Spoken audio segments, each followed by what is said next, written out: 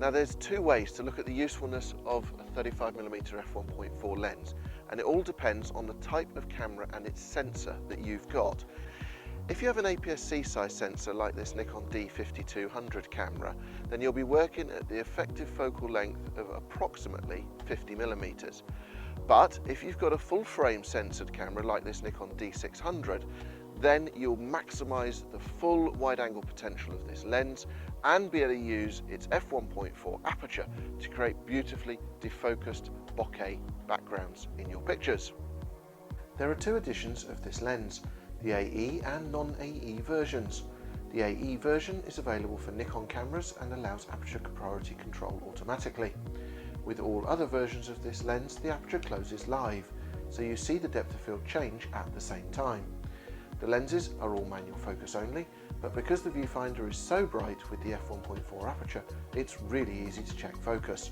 There is also a depth of field scale to indicate how deep your focus is through the scene at any set aperture position. The design includes high refraction lenses and an aspherical lens within its 12-element construction. It's physically well constructed with a metal chassis and mount, and the manual focus ring is wide and smooth to operate. Whether you're using this lens for photography or videography purposes, what it enables you to do is create beautifully sharp pictures with that romantically diffused background. Now, whilst it's not considered a portrait lens in the normal sense, what it does for your photography is very similar. You have that ancillary background with a foreground that's nice and sharp, or where your focus point is. Now, that's bringing an element of portraiture photography to your landscape, cityscape, or interior shots.